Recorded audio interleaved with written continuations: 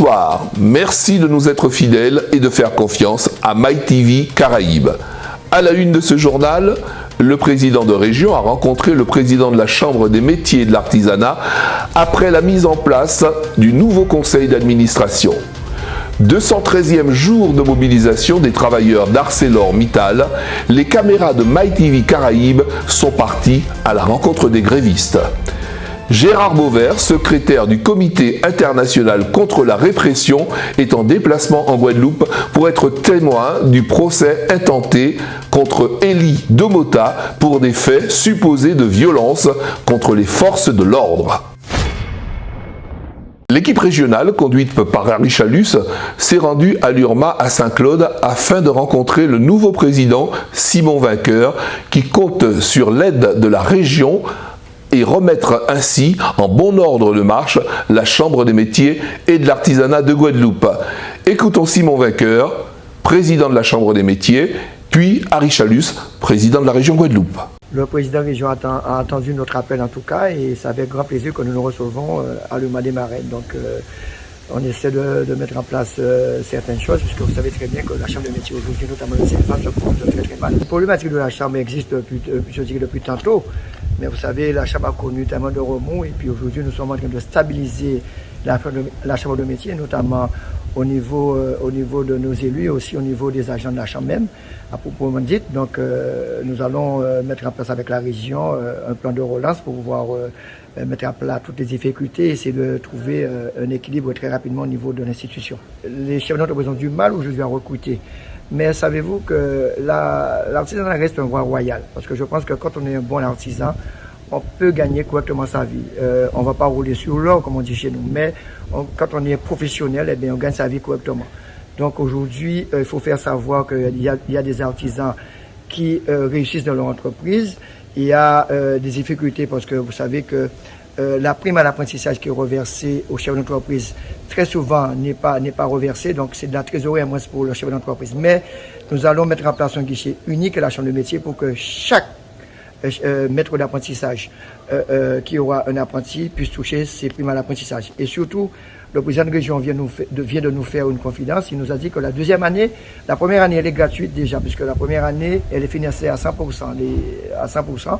Et la deuxième année, le président de région vient de nous dire qu'il nous accompagnera sur l'intégralité de la somme. Donc, ça veut dire que prendre un apprenti nous coûtera 0 centime au chef d'entreprise. Vous savez, on dit que c'est problématique. Oui et non, la Guadeloupe, c'est une île, hein, et très souvent, vous savez que les deux sites nous sont indispensables. Nous avons le site du Rézé et le site de Desmarais. Je pense que l'un avec l'autre, on pourra trouver, je dirais, l'articulation qu'il faut pour faire fonctionner les deux sites. Les métiers de bouche sont sur la Basse-Terre, mais bon, la région aussi va nous accompagner en ce sens et trouver, peut-être nous donner des aides pour pouvoir mettre en place un service de rotation avec des cars pour pouvoir remplir le CFA de Desmarais. En tout cas, une belle séance de travail aujourd'hui. Très belle séance de travail. Je remercie le président de la région avec son équipe. Et de toute façon, le plus dur est à venir, hein, puisque maintenant, il faut trouver les voies et moyens pour, dans un premier temps, mettre en place ce comité de suivi de la Chambre au niveau de la région et surtout redresser la situation rapidement. L'installation du nouveau conseil d'administration, il est tout à fait normal que nous puissions rencontrer la Chambre pour faire un point un peu sur la situation, mais surtout aussi sur la problématique qu'on rencontre avec les jeunes apprentis qui ont des difficultés à trouver des entreprises. Et aujourd'hui, on fait un point sur une situation qui est assez difficile, la Chambre des métiers, et nous essayons de trouver ensemble des voies pour pouvoir accompagner la Chambre des métiers à jouer son rôle, mais surtout à répondre à l'attente des jeunes Guadeloupéens. Donc j'ai fait des propositions qui existent depuis tantôt quand j'étais maire de Bémaro, de manière à ce que les communes de Guadeloupe puissent prendre entre 5 et 8 apprentis. La première année, je crois, est rémunérée par l'État. Nous allons mettre en place par la région une aide pour la deuxième année, mais ça permettra quand même aux jeunes Guadeloupéens de pouvoir trouver un terrain de stage et peut-être répondre au stage que propose la Chambre des métiers. Il faut le dire qu'aujourd'hui, si chaque commune de Guadeloupe prenait entre 7 et 8 jeunes, c'est plus de 300 apprentis supplémentaires que nous permettrons à la Chambre d'avoir. Et ça permettrait aussi, il faut le dire, de pouvoir renflouer les caisses de la Chambre des métiers. Donc c'est une question de volonté. permettre aux jeunes d'être en apprentissage dans les collectivités. Nous allons avoir des réunions avec les chambres consulaires aussi, notamment la CCI, le MEDEF, les autres chefs d'entreprise qui pourront répondre. Si on veut avoir des apprentis, il faut qu'on puisse effectivement donner leur chance à ces jeunes. Donc c'est un peu notre déplacement aujourd'hui et faire un point final aussi sur la foire de Paris qui arrive, comment accompagner aussi les entreprises à pouvoir aller montrer un peu leur savoir au niveau national. Que se passe-t-il à ArcelorMittal, qui est à son 213e jour de mobilisation, afin de faire la lumière sur ce conflit qui oppose les ouvriers à la direction? L'équipe de MyTV Caraïbes a fait le déplacement. Jean-Marie Nomertin, secrétaire général de la CGTG, nous en dit plus et évoque également les différents conflits qui opposent patrons et travailleurs dans le département. Nous décidons de faire un rassemblement dans tous les camarades qui sans salaire, alors et qui comme dans seul bitin qui reprend travail pour ArcelorMittal qui depuis 213 jours en grève, que les camarades qui sont suspendus depuis le mois d'octobre ou bien en grève dans le social, médico-social et dans le personnel soignant, et les libéraux aussi qui déconventionnés, et aussi bien entendu les camarades à Énergie Antille qui a fait aujourd'hui plus de 22 mois, il y a un mouvement pour y retrouver poste de travail à eux. Donc toutes ces questions-là que nous mettons en avant là, c'est ça à travailler. C'est lutter contre le fait qu'il y aura affamé, tenter d'affamer, mais il y a une solidarité qui a fait, mais solidarité là pas qu'à remplacer le fait qu'il y a aucun travail et une activité ou un salaire ou journée de bout, parce que même le aucun travail, nous disons la journée de bout. Donc nous là, pour exprimer ça, pour tout le monde sache ça qui a passé, à qui point les camarades et aussi pour nous développer la solidarité avec tous d'autres camarades qui sont en difficulté. Nous ne savions pas pour le moment sentir concernés, mais nous avons dit nous nous préviennent. Ça est très très très raide pour travailler, ça n'est pas souffrir tellement. Parce que l'une des entreprises ont contracté le prêt garanti d'État à gouvernement là, dans le cadre de Covid là, et ils ont à rembourser bientôt, et ils sont dans l'incapacité de rembourser. Donc il y a plus d'entreprises qui sont fermées, il y a plus de travailleurs qui sont sans salaire, parce qu'il y a l'autre qui salaire n'est pas payé depuis 2, 3, 4 mois pour certains. Bref, ça nous a dit. Celle qui n'y a fait, c'est que nous rassemblons toutes à une seule force pour nous imposer que nous respectons nous et surtout que nous faisons face aux difficultés tous les jours, notamment réembauche à le personnel, embauche dans les secteurs publics et privés, augmentation des salaires par rapport au coût de la vie qui est haut et aussi bien entendu baisse à prix à carburant là déposé pour une nécessité parce que pour nous ça essentiel parce que le SMIC très bas, or les prix qui ont augmenté et par rapport à ça on ne peut pas joindre des bouts. Donc, nous avons aussi contre la répression qui a frappé les militants, les dirigeants, mais aussi l'eau anonyme en mouvement là. Et nous avons dit par rapport justement à ça qu'il a fait pour le chlordécone. Si les criminels à chlordécone pas convoqués, pas mis en examen, pas jugés, justice là, ça coloniale là, ça pas ni le droit d'attaquer pas le monde. Et donc, nous avons demandé libération sans condition à tous ces petits bougs-là qui participaient à ce mouvement-là, dans le cadre à les manifestations par rapport à la loi du 5 août et par rapport au fait que ni problème à de l'eau, ni problème à chlordécone, ni problème à la répression, ni problème à la vie chère, ni problème à la précarité. Et donc, c'est autant ces questions-là que nous avons mis en avant. Et nous avons dit, nous avons pris rendez-vous dès demain, les 7 aussi, devant le tribunal là, pour procès à Elido Mota, où là, nous avons crié la CGTG et nous avons crié en mobilisation de masse pour justement montrer l'État français que nous solidaires de tous militants, de tous dirigeants contre la répression. Rudy Manuel, délégué syndical ArcelorMittal, FTC CGTG, et Harry Wallace, secrétaire général FTC CGTG, nous livrent la genèse de ce conflit. Reportage. Aujourd'hui c'est spécial, on dénonce aux yeux de tous le comportement d'une direction qui n'arrête pas de mentir. Et pourtant, vu son grade, il n'hésite pas à mentir devant les gens et à faire perdurer une grève pour rien. Donc aujourd'hui, c'est notre but, c'est de dénoncer, que tout le monde sache réellement qui il est, parce qu'il se donne une bonne image et aussi se faire passer pour la victime. Donc nous savons tous que c'est un menteur et quelqu'un de antipathique. Mais je passe la parole à mon secrétaire de la Fédération Bâtiment FTC CGTG, Harry Wallace, qui vraiment pourra vous montrer à quel type d'individu on a affaire. Bonjour à tous. Non, mais j'ai envie de dire à Audi, il connaît son directeur mieux que moi. Hein. Alors, s'il y a quelqu'un qui pourrait démontrer vraiment qui est M. Allain, c'est bien lui. Mais bon, en fait, c'est quelqu'un que je ne connaissais pas directement. J'ai juste, en tant que nouveau secrétaire général de la FTC-CDGTG, voulu trouver une solution parce que je me suis dit que cette grève-là dure depuis trop longtemps. Un peu plus de 6 mois déjà. Donc j'ai pris sur moi, j'ai demandé à Audi avant, et lui-même a demandé aux salariés si je pouvais rencontrer le directeur. Effectivement, ils m'ont donné l'autorisation de le rencontrer pour discuter avec lui, échanger avec lui, pour pouvoir organiser une rencontre de discussion. Et il n'a pas été question pour moi d'aller discuter, négocier avec lui, hein. C'était juste pour trouver une date de rencontre afin de discuter. Effectivement, il m'a donné rendez-vous. Il faut savoir que je l'avais déjà appelé quand même 2 fois. Hein. 2 fois, je l'ai appelé, je lui ai laissé un message. Il n'a pas donné suite. Moi, j'ai enregistré son numéro WhatsApp. Je lui ai envoyé un message WhatsApp.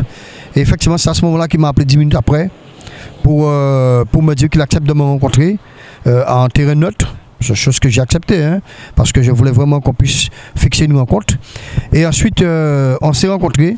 Nous sommes restés quand même près de 2 heures à échanger sur la situation de l'entreprise et le pourquoi d'après lui que la grève dure autant, le pourquoi pour lui, il voit que c'est les salariés. Pour lui, les salariés n'ont rien du tout.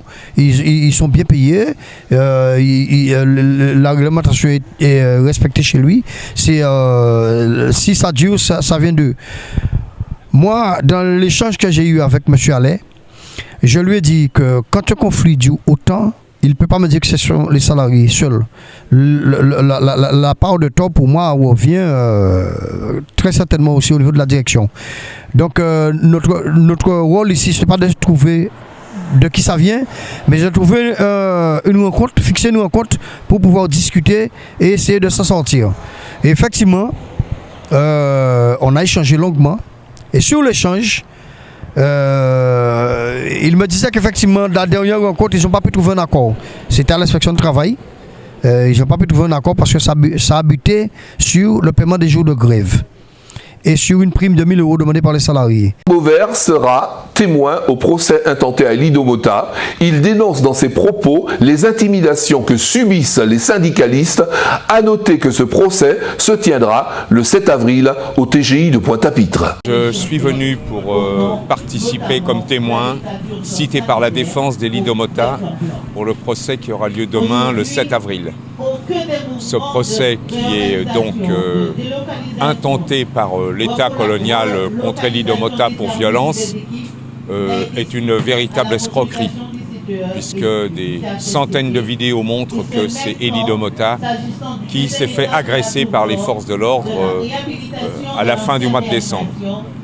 Ce n'est pas une nouveauté, mais les mobilisations récentes ont donné un relief particulier à cette répression, où les syndicalistes ont été particulièrement visés. Et donc, nous avons été reçus il y a 8 jours par le secrétaire général du ministère de la Justice, le chef de cabinet, plus exactement, du ministère de la Justice, et avec des syndicalistes. Et nous avons dit notre façon de voir concernant cette répression qui est endémique, qui est systémique et qui est donc organisée par l'État de manière systématique. Ma présence donc demain a ce sens de témoigner en faveur des Lido Mota et pour la défense de la liberté syndicale. Nestorius Favel, secrétaire général de l'UTC-UGTG, lance un appel à la mobilisation contre la répression faite aux travailleurs. Oui, effectivement, nous crions appel à la mobilisation. Si on répression que nous avons subi, nous sommes une journée internationale, puisqu'il y a un pays diront justement qui mobilise jour là ça. Et de toute façon, nous avons dit chaque fois, nous pas avoir raison à convocation à ancien secrétaire général à l'UGTG, notamment le KPJ là. Et donc nous avons bien compris son vaste problème, un couillonnade l'État français. De toute façon, c'est une façon pour nous tuer. Nous pouvons tuer, puisque nous après de 9 mois mobilisation dans le cadre à réintégration à les camarades qui sont suspendus. Dans aussi l'obligation vaccinale que nous avons dit, nous pas d'accord, nous sommes gens d'accord avec. Et je crois que depuis que nous avons boumé, si je dis là, tout le monde a choulé, tout le pays a choulé, même en France, nous débutons qu'ils ont suspendre ou arrêter. C'est bien parce qu'ils savent nos mobilisations. En tout cas, si prenons ça, nous allons continuer, nous pays gens là. Yo fou nous lacrymogène et yo fou moi pour lacrymogène en plein figui. Toutes les gens moi tenu lacrymogène c'est pour ça obligé de changer linge. Tellement il tenu lacrymogène, ces policiers là même pas te rester en pièce là. Tellement il tenu lacrymogène. Entre-temps, en fin pas habitué lacrymogène puisqu'il a senti lacrymogène. Et donc les arrivés là, yo dit moi que yo ka poursuivre moi parce qu'il a fait violence en réunion contre personne dépositaire de l'autorité publique. C'est monsieur Fouman volé lacrymogène et après yo tchébé moi, yo monté si moi. Et yo mené témoin et l'audition là, écoutez ça bien, hein? L'audition là fini et tout papier j'ai signé, l'air a levé. Yo dit moi retourner parce que yo trouvé un autre chef d'inculpation qui c'est la rébellion. Parce qu'entre-temps, ça qui arrivait, c'est que les vidéos circulaient sur le net et tout le monde voit dans ces vidéos-là qui ont été avancé débrement là. Et que yo fumant pour lacrymogène, et que yo des témoins, yo mène aux témoins.